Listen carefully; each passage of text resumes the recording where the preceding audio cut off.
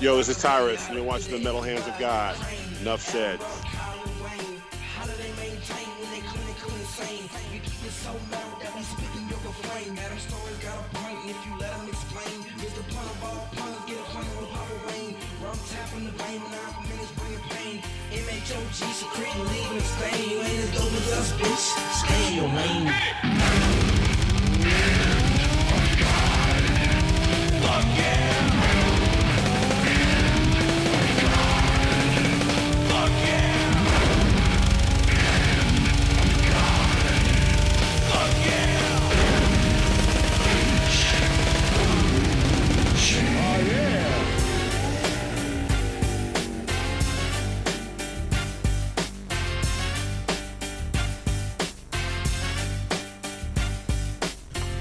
All right, and welcome back to the Metal Hand of God podcast. I am your host, Wayne, and sitting beside me are these two lovely gentlemen who've made bad choices in their lives. Mm-hmm. Nah, I'm just going to be Adam today. You're just going to be Adam today?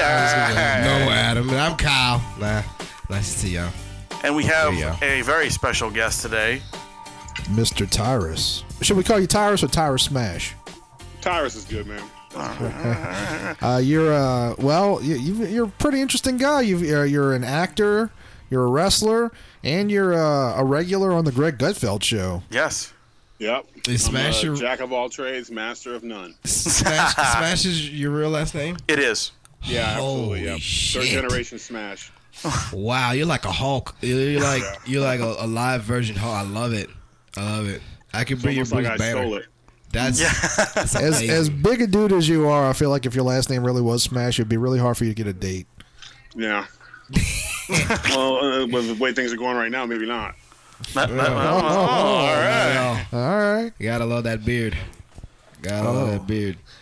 So where should we be? I mean, because that's pretty. Well, I guess we should begin where technically Wayne. Yeah, y'all didn't meet. We didn't really meet because you were a little too busy doing real stuff in this movie. You were an actual actor in the movie Supercon that Zach Knutson and Dana Snyder wrote and directed. Yeah, I was just the guy sitting there as you picked up people and walked around with them.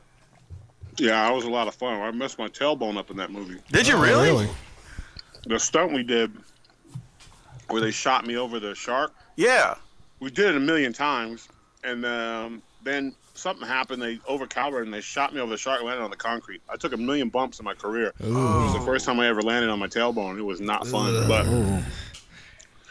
sucked it up and got through it. But it was kind of touch and go there for a little bit. That set me back with my powerlifting goals just because I wasn't able to lift heavy for a few weeks while I was trying to heal. But right. But I got through it.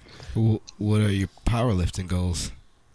PR. Like I belong to the 1 ton club at Hard Knock South, and it's 5 lifts that put you over a ton. So I'm trying to PR up on my squats. My bench kind of stays the same, and my deadlifting was really going well. So.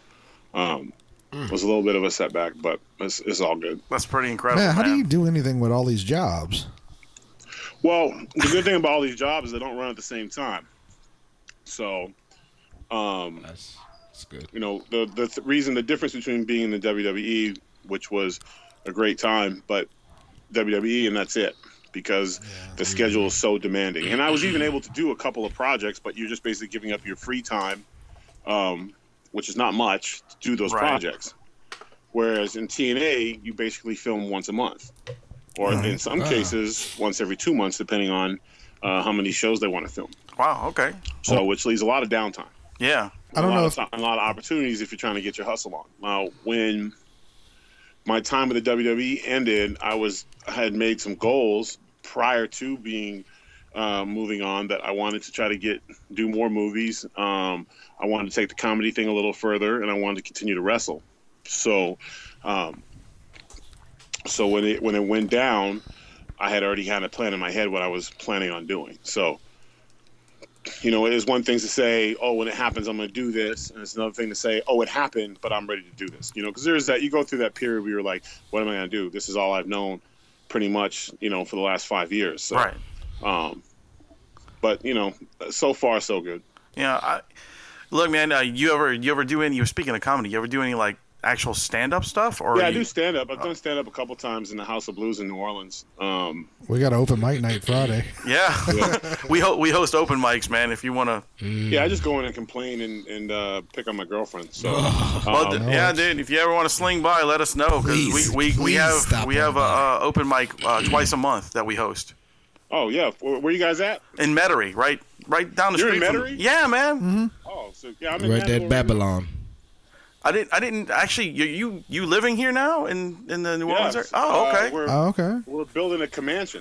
No shit, that's fucking awesome. What the fuck is a command? Yeah, that's what I was gonna say. I thought everybody knew, but me, I was like, wait, what? Serious? I don't know. Is that like a chameleon like mansion? But it's bigger. It's like if you walked in a room with a bunch of mansions, they'd be like, "Oh shit, it's a command," and they would. This is like a fucking fused mansion. That's beautiful. Are you sure you want to build that in Louisiana like that? That shit could go underground. So yeah, it's cool because you gotta build up. 12 feet off the ground. That's amazing. A mansion 12 feet off the ground. Is this gonna be the first one ever? You could see it from the satellite. Would this be the? Goal? The goal is just to never have to leave the house for anything. That is amazing.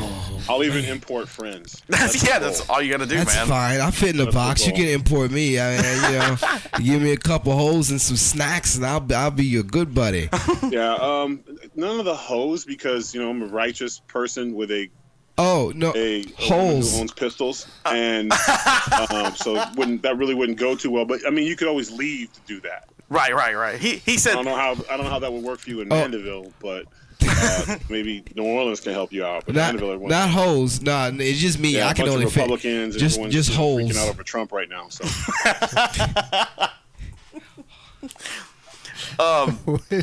So yeah, man. Like we said, dude. Like seriously, Kyle's one of the stand-ups around New Orleans. He's been doing it for how long, Kyle? About 3.5 years now. Yeah. So.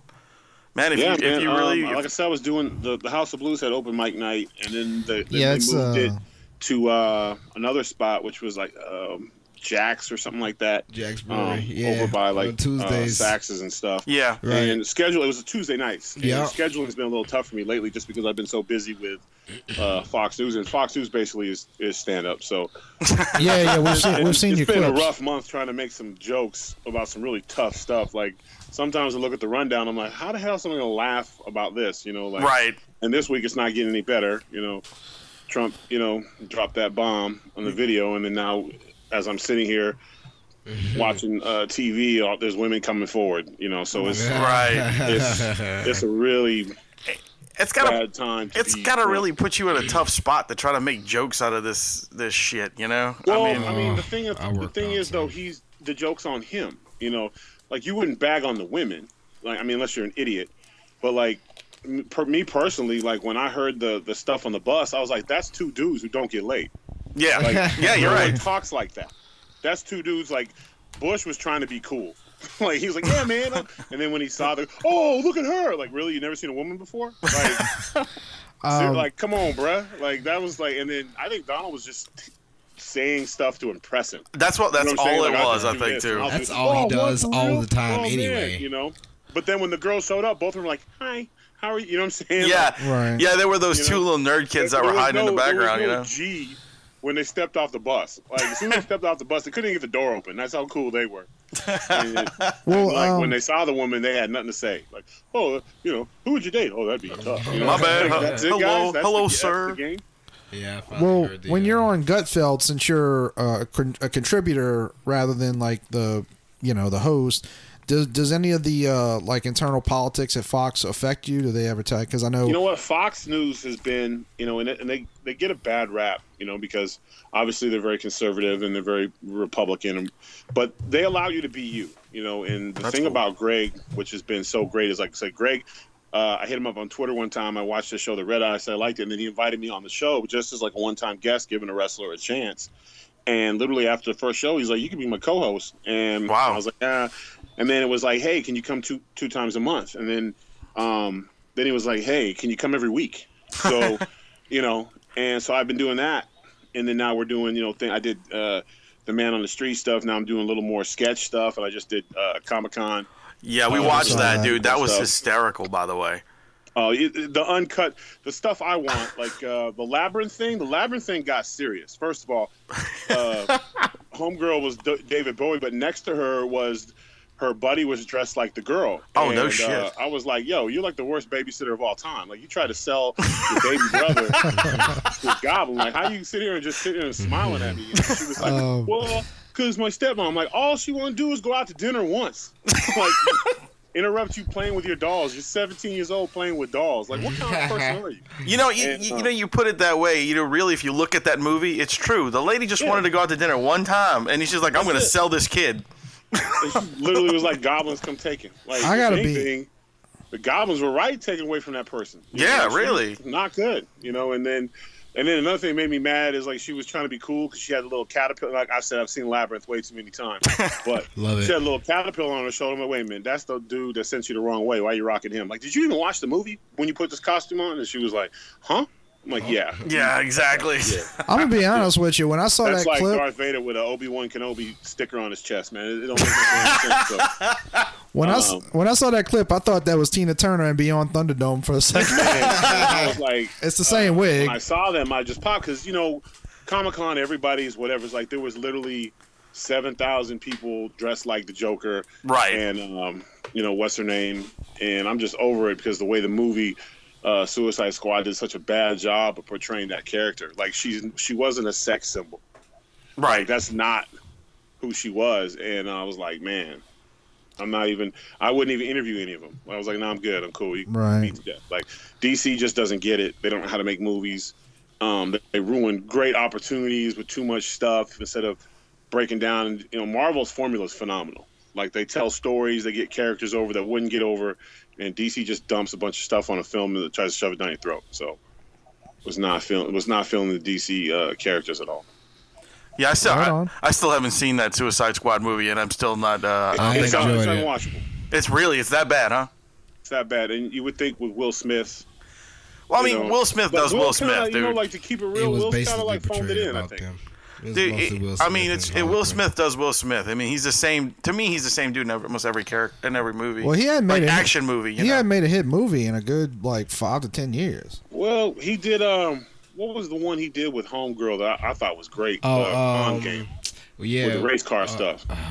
I know what you're talking about. It was Margot Robbie and Focus him. or whatever. That was it. Yeah. Oh, really? I haven't seen that. That was a really good movie. It was good? Well, I'm not saying he hadn't done anything good. Pickpockets and shit. I was just like, it was like, hurry up, let's make a movie about concussions, so. Yeah. I wasn't feeling that. But yeah, it's been kind of a minute for him, You know what I'm saying? Look, the last good thing he did was, Fresh Prince. Get the fuck out of here. Terrible. He done did some things. Like, no, I know. I'm just movies. I like his hustle, and he was one of the few guys that was able to be a double threat. His son doing and, it. He didn't have to go the whole way with it. Like, trying. What I'm saying? He could cut a rap song and he didn't have to drop the F-bomb at all. Right. Which was cool. There's certain things that works. Like, if you're out in the club and you're trying to talk to a girl and you don't have to, NWA she's not feeling that, but you could bump some Will Smith and still be cool. So he had his niche. He filled it well, and like movies where he played the funny, reluctant hero were decent, but. Maybe you could be the antagonist in Hancock too. Oh man, I loved Hancock. So did I. I loved it. I loved it. I even have the unedited version, which is one of the best scenes ever. Really? I haven't seen the unedited version of the movie. Unedited version? Man, he pulled Homegirl at the bar when he was sitting there and he was like, told the old lady, I think he said like, bitch, look at me again. Right. And he ended up pulling some girl came up to him and said, you saved my friend or whatever, you take me flying, and then it ended up in his trailer on a mountain.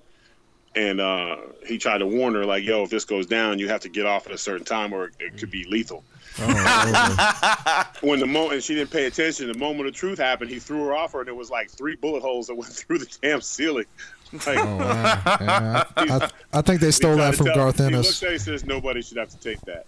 And I was like, I thought it was funny as That's hell. awesome, dude. Wow. That movie does not get enough credit. That was a good flick. And, of course, because it was something random and didn't have a lot of stuff behind it. There wouldn't been a sequel. But even the bad guys were good, man. Red was a good character. Actually, I enjoyed that. I think I'm probably watching again this week. That's one I'll just pop on my iPad when I'm on the plane and just fall asleep to. It's a good flick. Are you a gamer? Yeah, but I'm I got in an argument on the Fox about this. Explain how like video games are just as good as a good girlfriend. Except like if a video game mess up, you just reset. That's good. So I'm excited. Like Gears of War 4 came out, dude, yesterday, and I'm like trying to sneak over. I've been trying to sneak the Best Buy for the last 2 days. You haven't played it yet, right? You Xbox or both? You That's Xbox? probably my favorite. Favorite console? Otherwise, I'm stuck. My NBA 2K season is all 80 games, so I'm pretty busy on that.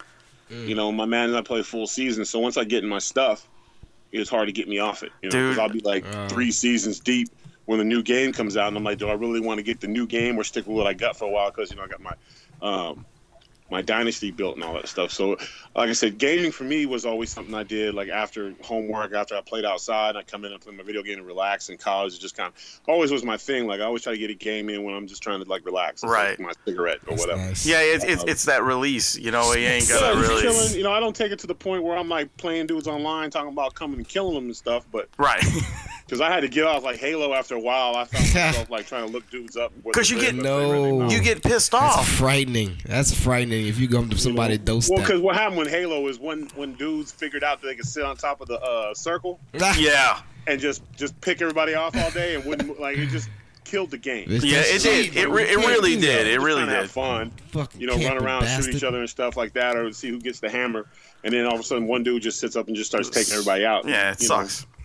Because I don't played enough to know the cheat, like all the cheat stuff. I won't go there. Yeah, you said the magic words, man. When you said Gears of War 4, dude. Look, I bought it. I have a little baby boy. He's only 9 months, and I haven't been able to actually play this game. I've been waiting for this game for like 2 years, 3 years. I even bought the revamped version. Yeah, so did I. And like, that's my game. Like, I read all the books. I read all the comics. That's the main game that I play all the time. Wayne is so hard right now. I am. Oh my God. I spent like $200 on this game, right? I bought the. I got everything. Yeah, I bought that. I bought the extra damn gun suits, the skin, all that stuff. Yeah, dude. So like, I'm like super pumped to play this thing, and I've played the first like 15 minutes of the opening thing, and it's incredible. But I haven't ever been able to get to play anymore. Well, because this is one of those games where if your girl walks in the room, she's like, "What is wrong with you? Exactly. Why are you playing this game? Are you sick? Like, because it's rough." It's a tough game. I'm not a big first person because I didn't grow up that way. I always saw the guy that I was playing with. Yeah. So Gears of War is kind of a good fix for me because the first person shooter stuff, I have them. I just don't play them that much. But if I can see the character and I can move like that, then I'm good. Yeah, I mean, I really enjoy the third person games. I do like third person. Rainbow Six does third person. Rainbow Six is a third person. Yeah, that's pretty fun. That last one was hard as shit. I think with Gears, though, I think the reason I'm like so into it was because of the story. It's got a great story and it's hard. Like if you play it on the right level, dude, it's a year commitment. Dude, if you play it on, drive you nuts. You play it on insane, dude. It especially by yourself. You don't even have somebody playing with you. I always got a road dog when it comes to Gears. It's terrible. You gotta have a road dog. Like somebody got to get you up. Like I've beaten the first two, well, actually beaten all three of the last ones on Insane by myself, and that's pretty good. I cannot claim that, dude. It took me hours, like 250 hours probably of gameplay. Yeah, and that's the problem. It's tough. Most people who live lives to raise kids, work, they don't have that kind of time. Right. What happens is the game comes out and it'll take me about 3 weeks to finally get time to go pick it up. Then when I get online and start playing, I'm already a month behind everybody. Yeah, and everybody else is super badass. I'll just shut myself off from the world and just play the game at my own pace. That way I ain't got to worry about no 13-year-old talking about, you can't do that. Yeah. Yeah, what we do when we play online is we basically get a bunch of guys together, like 3 or 4 of us, and we just go into a chat room. And we don't listen to anybody else. We just talk to each other, Yeah. And we play through the game. It's a lot easier. You don't have to hear the the 13-year-olds talking shit about you or whatnot, you know?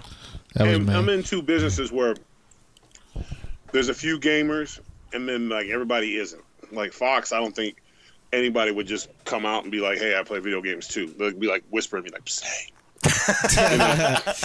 because I was like, "You guys don't play video games?" And they looked at me like I was crazy. I was like, "Oh, well, I was an athlete in college, so we play video games." Like so, it's a drug deal. Megan Fox is really into, or Megan Kelly's really into. Megan Fox.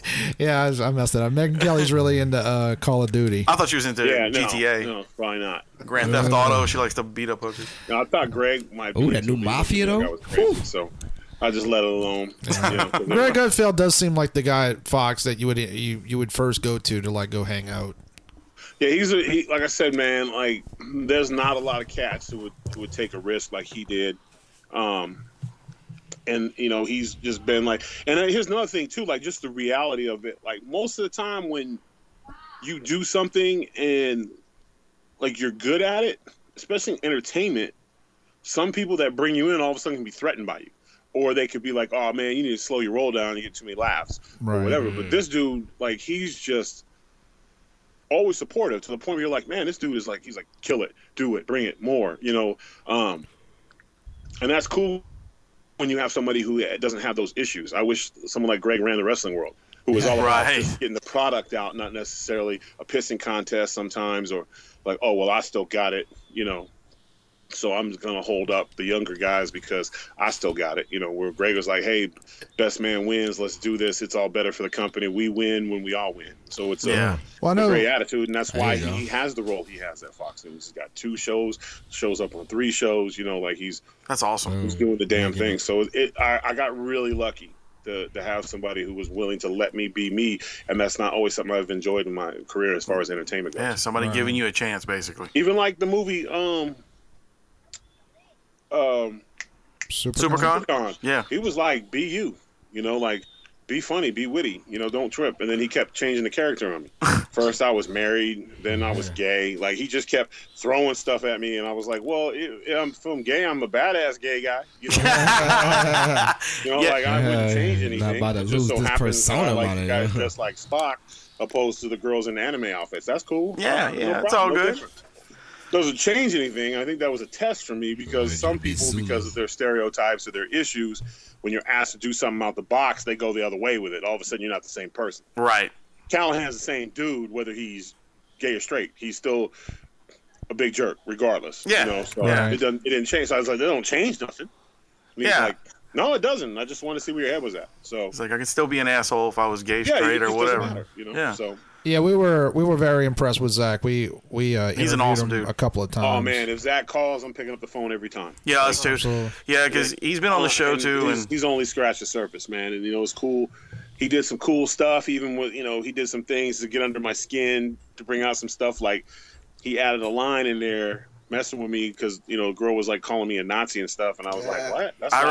I'm not really offended by that. I remember that, like, dude. Leg day skipping, and I just like, what'd you say? Leg day I ain't never skipped no damn leg day. No. And I just, he's like, that's blasphemy. Yeah, that was funny because you guys were shooting that scene, and we were all sitting there watching y'all because we were down the first row where where you carried her out right in front of the door right there. Yeah. Yeah, we were actually the second booth before you walked out the door, and we were watching you do that, and every time that was the funniest shit, dude. When you threw over your shoulder, and she was like, "Ah!" That was great. I ain't never missed a leg day in my life. Like I'm not playing with you. And because I take you're out your mind. Right but it was a lot. Like that movie was the most challenging thing I think I've ever done because it asked me to do so many different things that usually in movies the big guy doesn't get to do or is asked to do. So I don't want to give too much away of the movie, but like, it was a lot of stuff that I was like, huh? You're like, okay, I'll give it a shot. Being a part of that cast and being able to, and that was another thing too for me because here's the reality. Everyone thinks they're a star. Everybody always thinks they're funny. We live in a world now where everybody's in their own universe and can't take constructive criticism or look in the mirror honestly. Like there's a lot of that. Mm-hmm. And my thing was like, yeah, I want to pursue acting, but am I really a good actor? Like I don't know. If you don't know when playing certain roles, playing a tough guy in a movie to me is easy because that's the fakest thing in the world where everybody acts tough. Wrestling is the same thing. It's easy to act like a dick. It's hard to act like a Funkasaurus. You know what I'm saying? Yeah, you might exactly. not be feeling it every day. Exactly. Well, when We got you're issues, we got stuff going down. We got, dramas in our lives, and we gotta go, hi kids. It's not easy to do. But so in this movie, when I saw the cast and stuff, John Malkovich, Russell Peters, Mike Epps, and Clancy Brown, and being like, okay, if I can feel like these guys aren't looking at me like, yo, pick it up, then this is a good test for me. Nice. So then after that, I had confidence, and then I walked right into the Innuati movie, where there's a lot of dialogue, which was great. It's a smaller budget movie, but for me, it was like there's a lot of dialogue and a chance to be a character. That's fucking cool. So I cut the difference. I walked around like Bane the whole movie. Yeah. It was like I was Bane and a little bit of Robert Downey Jr. from Tropic Thunder. I kind of merged them two together. I like it. nice. When you walk onto a set, since you do so many things, do you find that people look at you with any preconceived way? Like, are there people who saw you on Gutfeld, or are there people who saw you, wrestling first? Like, are you just? I used to get "you speak so well," and it used to drive me nuts. Oh man, that drove me nuts. And then it was like, I saw you on Greg Gutfeld. What you doing on there for? I'm like, what am I doing on there for? Okay, I'm just gonna let that go. But and they're like, you're smart and funny. I'm like, thanks. I didn't think that. What did you think I was going to go on the show, headbutt Greg, charge the camera? What you gonna do, Trump? I'd watch that. He brought me on the show to have wit. If I don't have, I was offensive lineman first, and I was a smart ass from the time I was born. I was short before I got big, so I had a mouth. Lucky you. And so I developed mouth skills before the side kicking. So I couldn't just be the big guy in the room. I was always mouthy, and then somehow, I guess to save me from ass whippings, I grew that whole summer. So, but I've always been a bookworm and big on school and stuff. So I have a question. I know it's burning Kyle up. He's a little guy, and he's wondering how you got big. Honestly, man, from watching old Incredible Hulk video cassettes. See, there you go. Them? Did you get like an aura that I grew up in a rough you? situation, and my biological mother she had a rough day. Like, biological dad was not a good person. He was, handsy. Like, I don't even go into that, but he was a very abusive person. Right. A lot of drugs and stuff. And I would literally tell my mom I was going to be the Hulk one day, and I was going to kick his ass. And I was at 4, I was telling her this. And I would literally be watching those things, trying to learn how to change. Be in the closet trying to change. If I turn the Hulk, I'll get him. So, like, the ongoing, because the rest of the family, and I don't really talk to them much anymore. We're all gone our separate ways, but I think the closest person to me is like 5'11". Wow. Like normal people. And then there's this giant Umber Hulk, and the only thing is, well, he, I should have wished for something else, though. I should have been, look, I'm going to be a billionaire. Yeah. I'm going to buy you out of this situation. Well, man, you got a command. So. You building a command, dude. So you get in there. Well, you need to have a command. I'm more of the entertaining house husband. I got you. She got Sensible Portions blowing up. It's just turned national, and it's just doing big things. So nice. You want to plug that? We hadn't heard about that. Yeah, go ahead. Sensible Portions. It started. You're Meta. I'm surprised you haven't. Sensible Portions started. Basically, she started out of her house cooking for clients, and it turned into Ingrid Rink. It turned into first it was like 11 clients, then it was 20 clients, and then now it's 18,000. Like wow. I know you've seen the billboards. Anytime you go into New Orleans, you see the attractive blonde with the Sensible Portions, 15 meals. Yeah, I've seen that billboard. Yeah, that's her. And, nice. She has just turned this into an empire. That's incredible, man. Yeah. So for me, that's early retirement. So, I'm real excited. Pretty soon you'll be doing talk shows from your house. Picking up the kids, gonna walk my dog, maybe go fishing. I don't know. That's maybe pretty I'll awesome. sit around the house, play video games. I don't know. Dude, my game is wide open. You'll be able to play any game you want, anytime now. I hit the lottery. Yeah, exactly. So it's good for me, and it doesn't help that she's a 10. So, like I said, I'm living chunky buff dreams. So it's all gravy. Holy. I think you became Kyle's hero. Yeah, you have, because he's looking up your stats. You ever played the new Mortal Kombat? There's only one Mortal Kombat, and for me, Life after Raiden, nothing else matters. So I did get it. I did buy it for the Xbox. You have seen it though, right? You know some of the characters on there, right? Yeah, they had aliens and they had everything else on there. Yeah, a bunch of weird shit. Wait. Why did you say, have you played the new Mortal Kombat? Like you was trying to get him to look at shit in your trunk. Right. No. Hey, man. Just the thing. You need to watch, man. Halloween's coming up next. And it would be awesome if not until you tell I us. was that character. They have. I haven't seen it, so damn it. Sorry, man. It's gonna be difficult to explain if y'all haven't seen. But there's a big Goliath type character with a little guy on his shoulder. Oh yes, are you trying to seen say that. you want to be Tyrus's mini me? Not the mini me, but I'd be the. My life is Halloween. The shoulder mount. 360. I'm not a big fan of Halloween. Well, yeah, because you got to do shit all the time. Oh, yeah. But I'm not. Like costumes, I wear one for a living. Right. So for me, Halloween is I'm not, even as a kid, I think I was over it at like 13 because I didn't fit nothing. Well, you just cursed Kyle's and dream. all my costumes are whack. No, dude. Mom says, I'll paint your face. Don't worry about it. Like, this don't look like Axe and Smash and Demolition. This looks like I'm threw up in my face. Axe and Smash and Demolition. So I was over it. By the way, I like how you emasculated that guy in the Shrek costume in New York Comic Con. That was beautiful. The look in his eye when he realized. And then I was messing with him, and I was like, "Yo, you built a wall, didn't you?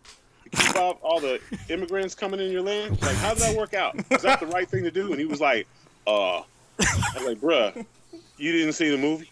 Like, he built a fence, like a wall, to keep all the immigrants out. Right. So you're dressed as an immigrant, as a dude who's anti-immigration. No, man. He got that costume to get laid. And said, whatever I got to do to get these illegal immigrants off my land. He went and fought a dragon over that stuff. He did. Just keeping it real. He didn't think, because it's a political show. So, I figured that maybe the guy could give me something back. And he was like, "Oh, I'm not that kind of Shrek." Yeah, I was like, what? What do you mean you're not that kind of Shrek? Shrek 5? Like, yeah, is that a movie I didn't see yet? There's a lot of them. Well, speaking of, there was a ton of them, man, and they did show the Batman one, and I was like, I'm really proud of you for coming out. And dude was like, "What?" And it was just like, "Come on, we saw that. You were mass vigilante, and now you're not masked anymore." So you.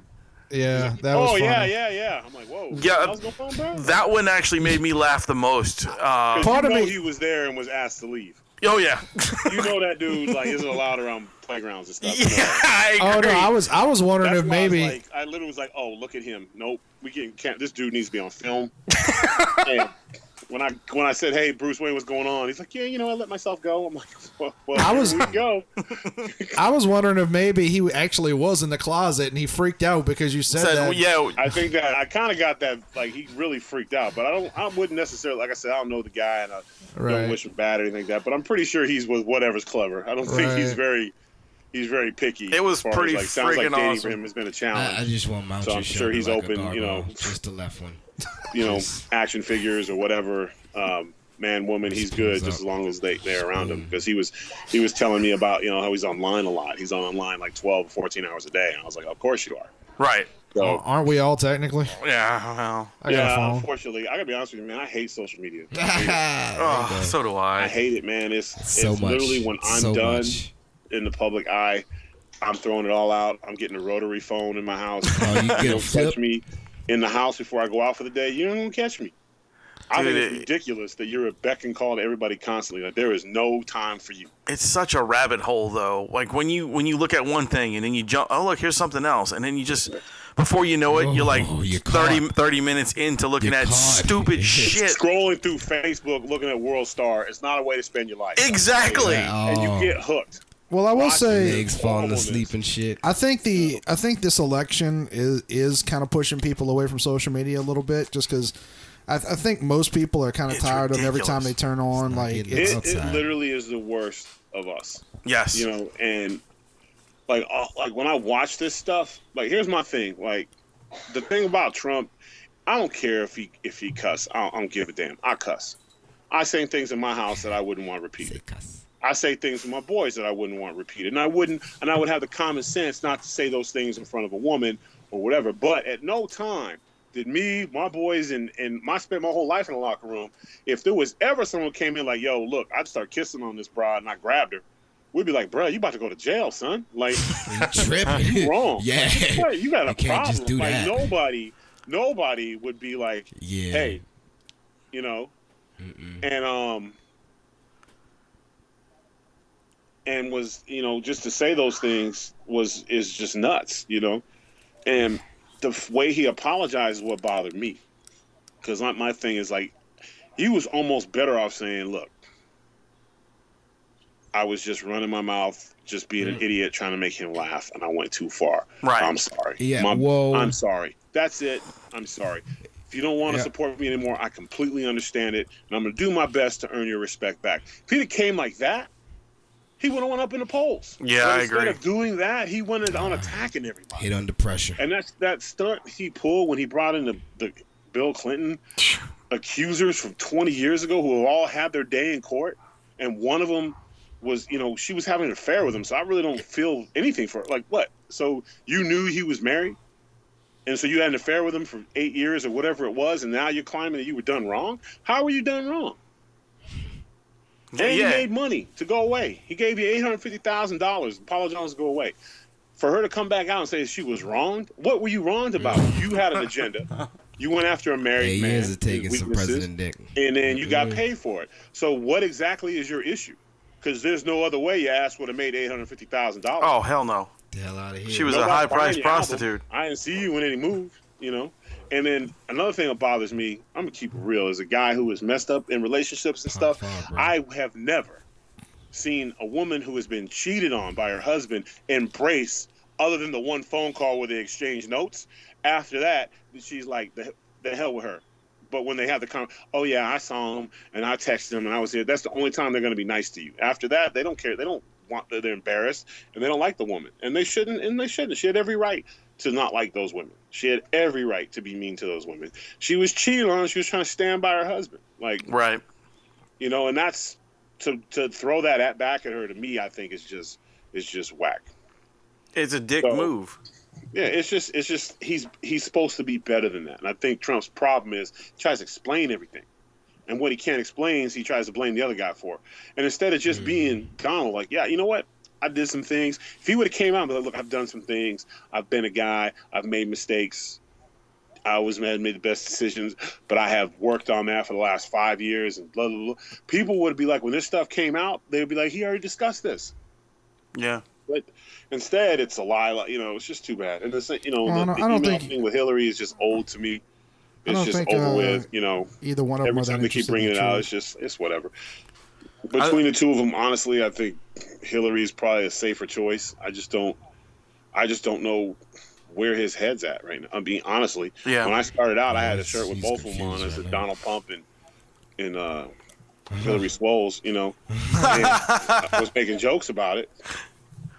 I dig that. That's fine. Donald Pump and then, Hillary Swoles. And then now it's just like, is this really what it's come down to? Like, it's just a big pissing match, man. Yeah, but it's not even like the primary, like the debate. All he did was attack her. He never answered a question. I'm like, Donald, this is not. And then his base is like, oh, what a victory. I'm like, he didn't do nothing that I couldn't have done. I hate you, Hillary. You're a devil.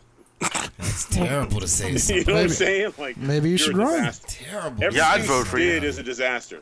Disaster. You're a likable guy. You should run. Everything's a disaster. You're a disaster.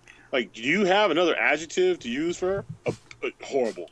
Like, instead of just telling what he's going to do, give us some substance, bruh, and let's move on. But we can't because you want to keep fighting it. So that's my take on it. You know, and I'm neither here nor there. I've been an independent. You know, I liked Obama. I voted for Obama. And I'm almost sad to see him go a little bit, to be honest with you, because what we're being left with is rough. Ugh. Like, I think this year I'm gonna be none of the above. I don't feel like voting. I really don't. Yeah, I think a lot of people are the same way. It's kind of like I decided not to vote. don't think I'm going to vote I'll just either. wait 4 years. Yeah. I'll save my vote for someone who counts. I thought about Gary Johnson, but I don't really like him that much either. And I don't He's think an that idiot. competent. Yeah. Man, I don't think he's stupid. man. I just don't think he's literally anywhere the dumbest near. human being to ever run for office. I mean, the Aleppo thing, I get it. If you caught me on a Wednesday and asked me Aleppo, I'd be like, I don't think they made that dog food anymore. Like, I'd have been off. I wouldn't have known. What?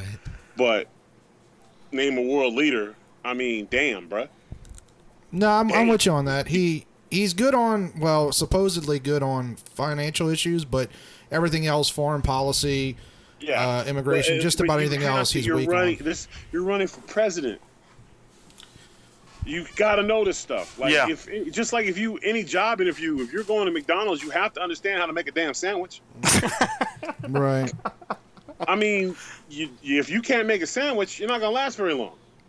Oh, sorry, I keep having a hard time. Is the bun first? Or after a while, they're gonna be like, damn, he really can't make a sandwich. He got to go. So I don't know. I had a woman make me a sandwich with the bun in the middle. I don't think she got fired. Yeah, wasn't there a sandwich that was like 2 chicken breasts? Yeah, that's KFC. That's the double down. KFC, I think it was like Spectacular Manwich or something like that. Yeah. But a double down. Dude, I've never had that. And I haven't. It is so good. And I heard it's think like fast food places are the worst of people. The fact that they keep coming out with more fatter stuff is just diabolical. Oh, dude, like what is it? Hardee's. Hardee's has like the scariest hamburgers ever. Like if you look at them, what kills me is they really trying to make us think that Carl's Jr. and Hardee's are 2 different things. Right, and it's the same place. It's the same damn place. That's like what is it? Rallies and Checkers. They're the same company. I like Hardee's better though because it doesn't make me run through grammatical like equations. And they're always split with like a green burrito or something, like. Yeah. Now red burrito. Was it red burrito? I think it was green. Somebody got in trouble. It's red burrito. So really? Well, that's weird. Well, unfortunately, during my time with Snoop, I knew way too many fast food restaurants. Wait, back that up. Like we didn't know about that. You used to hang out with Snoop Dogg? I was his bodyguard for 4 years. No shit. Oh wow. 6, 7. Well, actually, thanks for being the first radio show not to bring that up. You're welcome because we had. Because that's usually the entire bulk of the. Oh no. Like, we're not that prepared. Wrestling, we're out of time. No, man, no, dude. No, we're more interested in you. And I mean, don't get me wrong. Yeah. If, like I mean, if that like just how it came about now. That's called me up over the Kardashian thing. They used to bodyguard for the Kardashians also. Oh hell's no! Not if Jesus was paying. I was about to say, I definitely don't want to hear about that. No. Yeah. But when the TMZ Sports, like as a former bodyguard, like what do I think about the robbery? Oh, the I robbery! didn't even know thing. they still had jewel thieves. right.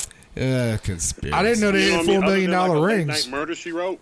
Yeah. Like a Muppet movie, there just isn't jewelry thieves. The fucking around. The great Muppet Caper. That was great. Oh my God, that would be a great movie. The last time, or the Pink Panther diamond. Yeah. But there's a reason why nobody does jewelry movies anymore because there's no damn jewelry thieves. Yeah. I think, and the story was just so bad. I do enjoy a good heist though.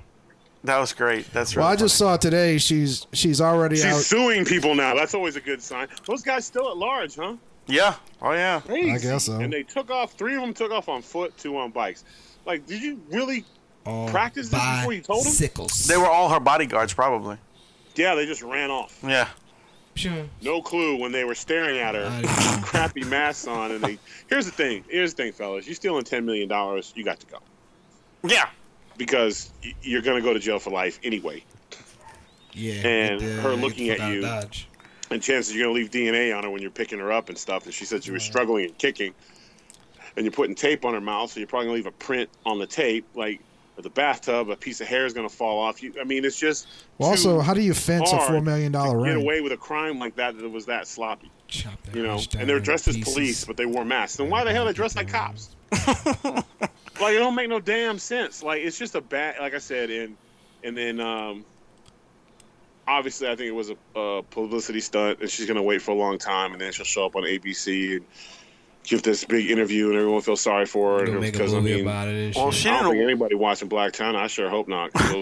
Well, she's. She didn't. She didn't wait too long. Honestly, I'm very proud of the fact that I've never watched any of their stuff, and every time I Robin hear about China. them, I always have to ask who. Yeah, I've never watched any of that shit That is either. terrible. The only thing I son. ever took interest in was Oh my God. Lamar Odom. I was just concerned about him as a person. Yeah. I kept, hearing his issues with drugs and damn near died and stuff. And it seemed like a lot of his problems started, I mean, at the end of the day, a man is responsible for his own choices in life. But it just seems like, the pressure from that situation really got to him. He was probably one of the best two-way players, in the NBA, and his story is just tragic, and as a fan of the NBA, like that was probably the most I actually paid attention to anything, but the fact that our young women and girls watch shows like that with people who, if they actually took a real picture of themselves, they wouldn't be very attractive. But there's just horrible messages that they send. You got to get augmentations done. You have to get booties and fake booties put in, fake hair, fake lips. So have a stylist do you just take a damn selfie. My fake booty's pretty take good. naked pictures, but it's not really you. It has to be changed. Like it's just the worst of it. And their whole thing is like these aren't talented people. They just had a shit ton of money and nothing to do with it, and created this car accident that unfortunately America, instead of fixing their own lives, is watching. And that's why I'm not a big fan of reality TV show at all, to be honest with you. Like the only one I gave some credit to was Duck Dynasty because they were positive. Yeah, and I wouldn't mind. I'd turn my TV on to watch that because they were positive. I didn't always agree with everything they talked about, but they always supported family, and they, like I said, their religious views were their religious views. And I know they got a lot of heat because they spoke out against like gay marriage and stuff like that. But that's their choice, and that's who they are. And if you're going to watch that, you have to accept that people are going to have their opinions and stuff. And if you don't like it, don't watch it. But Honey Boo Boo and stuff like that. The fact that the producer of that show isn't in jail or fined or fired and not allowed to work again is terrible. It wasn't until they let a sex offender on the show, right? Which was the mother's boyfriend. Yeah. But he raped the daughter. Right. Yeah. And they brought him on the show for ratings, and they were thrown off the air. And I was like, it took somebody finding out. It's ridiculous. And it's just sad that's what, because, here's the thing. I'm on 2 TV shows, TNA on Pop and Greg Gutfeld. And I don't feel like it's a super great accomplishment anymore to be on TV. I feel like there's too many people on TV. 30 years ago, when you were on TV, you had to be a great actor. Like, if you go back and watch all the old sitcoms and stuff, everybody on there could bring it. Right. Everyone was an actor. Every dramatic movie was dramatic. You know what I'm saying? Like, and now it's just like you make a good rap album, they throw you in a movie. Like, it just make a terrible rap album. A good rap album now. Let me know. That's what I was laughing about. I'm done with it. I don't need to hear any more songs about cars and women because literally that's not a great accomplishment in life. Well, speaking of TNA, here we go. Actually, I'm not gonna go where you think I'm gonna go. I'm buying TNA. Just go ahead. You heard it here first. I wasn't gonna GoFundMe page. I wasn't gonna go there. Buy it. I was gonna ask you. We mentioned Shrek earlier. Since you're out in TNA, you big theme park fan? No, I hate theme parks. I don't care for them at all. I just drag. It's horrible for me. It's like an autograph signing. It doesn't go away. I'm too tall for all the rides. I was gonna say he's kind of too big for the rides, man. Food is terrible. Universal. Everything's overpriced. I can get anything food there. Is terrible. Hold on now. For half the price. Just not a fan of the music. And I get it. I just think a family vacation would be so much better going somewhere and being active and running around, spending time together than going to a theme park and spending a ton of money with nothing to show for at the end of the day except for indigestion and a sunburn. All right, this interview is done. But I do want to know. What do you want to know, man? I have a question. When it comes to you wrestling, and when it comes to your performance, do y'all go over that, or is it spot on when you get there? When you first meet and there's a match, is it honestly, man, it depends. I'm a big fan of calling it out there. Yeah, certain things, and I think my work shows that. I like that. That's what's up. I was trained. Like I said, my wrestling career, man, I was very fortunate, man. I spent, and Arn Anderson used to say, whenever I made a mistake, how many sweaty shirts I have to change with you in the ring? I'd be like, and if you're going to tell me that's my effort for that match, then I wasted my damn time. So, and I treated just like football. I treated wrestling the same way. The agent was my coach. And if he was satisfied, then I did a good job. If he wasn't, I wasn't. And the one thing that he instilled upon me, and so did guys like Dr. Tom Pritchard, Bill DeMont, Mr. Rotundo, was when you're out there, and Paul Orndorff is my favorite wrestler in the world, which is ironic. He hit me up on Twitter and asked me how he could get verified, and I hit up my manager guy, and I was like, I don't care, whatever, you stop everything you're doing, you get Mr. Wonderful verified. And he was like, is he important? He's my favorite wrestler of all time, number one. He got screwed at WrestleMania, never got over it. And two, he won the championship. His feet hit the ground first. So, and I remember crying. Didn't want, just my Saturday night main event was ruined. Vowed to never watch wrestling again, which wasn't true. But, man, Mr. Wonderful was, to me, I thought he was the toughest, greatest wrestler of all time. And because he took, 10 minutes to get in the ring. Yeah. He refused, but then when he got in the ring, he kicked your ass, and the pile driver was awesome. I know my brother wished I didn't like him so much because he took a few of those on the lawn. Yeah, because wasn't he was the inventor of the pile driver? No, it was a few guys before, but he probably hit it the best. Okay, because he jumped into it. I thought he was, for some reason I thought he was the first guy up there. No, there was there's wrestling moves have been around forever, but yeah, I think Lawler was around a lot longer than before he was. Probably so. Yeah, and Lawler used it quite a bit, and trying to think, there was a few guys before. Bret Hart did a pretty decent pile driver for a while before he started using the sharpshooter exclusively. He got good height on it, and that's the thing with it. Eric Young does a great pile driver. I don't know if they're letting him use it in NXT and WWE, but at TNA, man, him and Kurt Angle, I think he hit a pile driver for the second. It was probably one of the craziest things I've ever seen in my life. Wow. Shit. Yeah. Who's your favorite legend that you've gotten to either meet and wrestle? Or wrestle. I'm not a big fan of wrestling legends. I think that's a disservice to them and myself. I'm just, I've avoided it like the plague. Because to me, and here's a perfect example. My wrestling window is closing because at some point, I feel like it's a disservice to stay too long. It hurts the story of the business. Right. I think, and it's just my opinion, but I think the guys who stay long, they hurt the business, and you want to leave the business better than when you came in. Right. And you lose when you retire. You know what I'm saying? You pay it forward and you go out. Well, some of these guys never had retirement plans. But that's not neither the NFL guys. Right. But unfortunately, wrestling fans and stuff, they don't necessarily think in those terms, and they want to see a Ric Flair at 65 wrestling and stuff. To me, it's sad.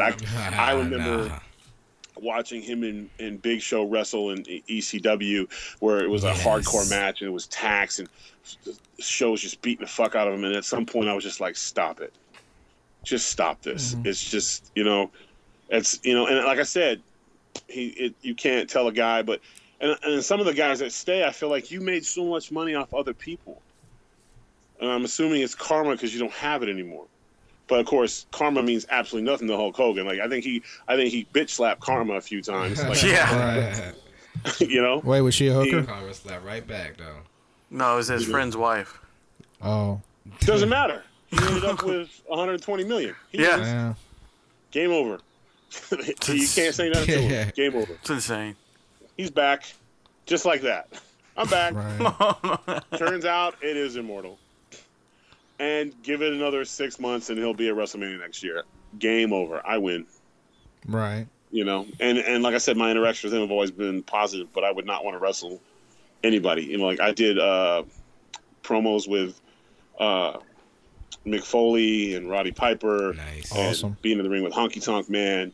And, Dusty Rhodes was very important to me. He was my biggest critic, but he was also my biggest fan. And, Funkasaurus awesome. would not happen if I didn't go to him, because I was a little shocked when the decision was made to switch things up because of the climate and some stuff that was going on. But I knew if I went to Dusty, and I came to him and his advice was, well, you know what to do when you smell the popcorn and hear the crowd. I'm like, what the hell does that have to do with anything? He told me I had to dance, bruh. And he's like, well, then dance. I'm like, I don't. He's like, figure it out. Yeah. Just do it. Put it together. We put it together. He's like, you can be me. I'm like, I don't want to be you. I got to be me. And he's like, well, then be you. You mentioned the dance thing, right? I showed that was for cracking jokes, by the way. Well, apparently he thought I was funny, and somehow if you crack jokes, apparently it makes you a great dancer. I fail to see the connection, but that's basically I am pretty good on the floor. The funny thing about that was, I've only seen the thing where you danced once, okay? But I showed a picture of you to my my coworker, and he was like, "Holy shit, I know that guy. He dances around." I'm like, Yeah, that was him. So, and even the idea of it is kind of creepy. A big dude comes down in a tracksuit, rips his pants off in front of children, and they cheer. yeah, it is. It is kind of strange. In essence, but but for me, in my mind, I was like, Dusty Rhodes, Junkyard Dog. Yeah. Just that particular. The reason why they remember it so much, and the Funkasaurus really, I don't think I ever had a match longer than, at least on TV. I think Dolph and I went the longest at Unforgiven. We went, I think we went 12. But most of our matches was between 5 and 8 minutes. But it was in house shows that go a little longer. But it was just filling a niche that hadn't been there in so long. Kids getting in the ring, dancing, and feeling they could be a part of it. Right. And that was the part that made it special. That's awesome. For me, because it was like I wasn't going to get close to Cena, and I had to accept that. It just wasn't. It wasn't in the cards for me. No matter how many guys thought, "Oh, you should be allowed to go against a guy like that," and be in that situation, I could bitch about it, or I can go out and try to do the best I can with this character whose the ceiling is set. You're only going to get this high with this guy. He's a gimmick. Right. And Well, Cena did something very good in the previous know what life. to do with us. But it's one of those things where you can take it and make it yours and have fun and just ride it for as long as you can. And that's the biggest fuck you back at him, is that I'm going to take it, make it mine, and have fun with it. Sorry, you're not embarrassing me, bruh. Yeah. Hell yeah. And so whenever people ask me about it, I was like, I'm very proud of that character. And yeah, he didn't win the championship, but guess what? He didn't have to. Because there's guys who were holding the United States title 20 times, but if you threw our pictures up, they'd be like, "Oh, Funkasaurus." Yeah, they wouldn't know who the fuck that guy was. Heath Young. No, that's Darren Young. You know what I'm saying? Like, yeah. So, I'll take it. I mean, bottom line is, like, really, because of the things that you've done before and after you started wrestling, like, you're probably in like the upper percentile of wrestlers who will have like a post wrestling career, and obviously like the Rock's kind of the gold just like standard. With football, but I chased football. I played arena ball, had some tryouts, some contracts, some injuries that set me back, and then I came to the understanding like this arena football game is going to be my last game because I need to move on. It's getting unrealistic, and I know that I'm not going to get any better than I am right now. So, and then move on. Wrestling is a little bit different. I want to wrestle for at least another 2 years, but I set a ceiling for myself. After that, either I'm established doing other things, or here's one thing: like I have a degree in education. I can go teach and coach football if I wanted to, or get a radio show or anything else. But well, I'll tell you what, New Orleans could use like a few better radio hosts these days. Yeah, I agree. I don't think we have any good ones these days. Yeah. And the good thing about radio is you don't have to be good looking. So, Oh, we know. Yeah. Wait till you see We us. know. Like, Dusty's like, hey, you got a perfect face for radio. I'm like, you have the perfect body for radio. So but that's what built our relationship. That's awesome. Just to be able to have that interaction with that man is incredible. I mean, when I first met him, I was like, oh, I hate him, because he literally said, it's Dusty Rhodes. And he came into the thing, and I was like standing there waiting to meet him, and it's like, hi, sir. My name at the time, my name was Rilla, and it's like, my wrestling name is Rilla. Very pleased to meet you. He's like, hey, I only talk to stars. I'm like, well, fuck. All right then. And I turned around, I was like, I hate Dusty Rhodes. Like, he's stupid. Dusty Rhodes is a dick. I didn't ask to meet you. They told me to come over. I didn't, I didn't want to be here. I got things to do. I just stormed out the place. And, like, that's why they made you wear polka dots, because she sucks. I was like, you couldn't, man, I just oh, how'd it go with Dusty? Whatever. He aight. He ain't no Magnum TA, I'll tell you that. Oh, Magnum TA. I wish I could be the booker too. I'd be champion. Just being just hateful. And then it kind of went from there, and then he was always picking on me and stuff, and then I finally said, like, man, can I do anything right in your eyes? And he was like, it's because I believe in you, I'm hard on you. So nice. I was like, all right, cool. But he only knew you for 30 seconds when he told you to fuck off. So, because he did me dirty. He acted like I owed him money and didn't have it. And I just remember standing there like, They told me to meet you. You're like, I didn't do nothing wrong. You know. Nice. Well, again, thank you for coming on, Tyrus. It was awesome to have you on. I was your host, Wayne. I'm Adam. I'm Kyle. Nice to meet you, dude. And remember, ladies and gentlemen, to keep it Smash it. metal. I got new boots. Yeah.